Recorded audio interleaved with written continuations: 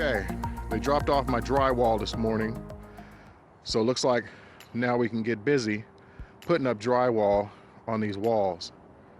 So I'll show you exactly what we're doing, how we're gonna apply this to these walls. It's about time. All right, okay, I'm back working on the wall.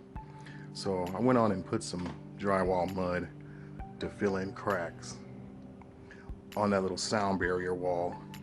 And this drywall mud is not for beautifying purposes at all. It is strictly for just filling in cracks, just to help with the sound barrier, because I'm going to put some insulation in here and further seal up this wall, because none of this is ever going to be seen back there. So I don't really have to do a precise job on any of that. So while I'm waiting on that to dry, I'm going to move over to my other wall here.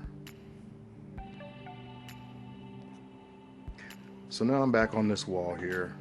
So what I'm getting ready to do now, I just swept off this seal, and I'm going to go ahead and put my metal borders, my drywall border frames around, and clean up this frame and kind of get busy on the rest of this wall here while I'm waiting for that.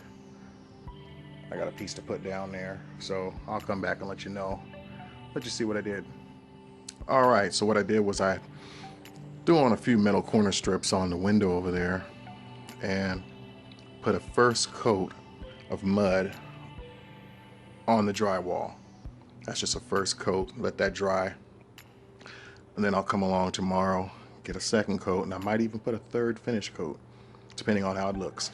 Well, that's what I did so far. When I got to the top, I stopped because I felt myself getting tired, so I knew I was getting lazy. So I said, let me stop and start it tomorrow, because when you get lazy and you keep on working, that's when you start doing quick work and cutting corners, and that's what I don't want to do. So that's where we're at. This window seal here, I'm just going to go ahead, I scraped it, I'm just going to go ahead and paint that. And I filled in nail holes and things with mud. And that's about as much as that needs.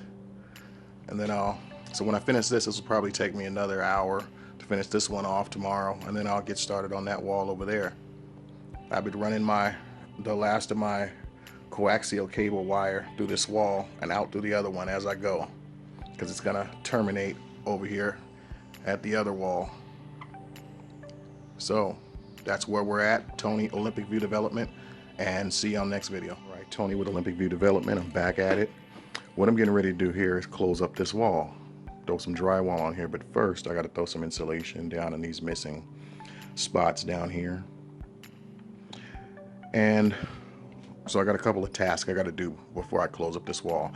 I got to go through and inspect real thoroughly to make sure I got all those finished nails out of there, and there's a lot still in there. So I'm going to go through and make sure that all the nails are out of there, because I don't want to get drywall up there, because they'll punch through and mess up your drywall real quick. So I'm going to go through and do that. I want to throw some insulation in here. I'm going to finish running this coaxial cable line through the rest of these studs to bring it around, and then I'll close up this wall. All right, so here we are. Got all the nails out of my boards. Got it ready for drywall. Threw some insulation in there. Drew my coaxial cable through. Got my staple 6 inches, got everything ready, so this is ready to get closed up. So that's what I'll be doing next, and I'll see you on the next one. All right, one more quick step I had to do that I totally forgot about. I got to put my metal protection plates in front of my wires here. Those metal protection plates, they protect your wires from drywall screws going in and piercing them and causing an unexpected fire. So those are always good. So I'm going to put those on, and then I'll be ready to drywall. All right, protection plates have been installed.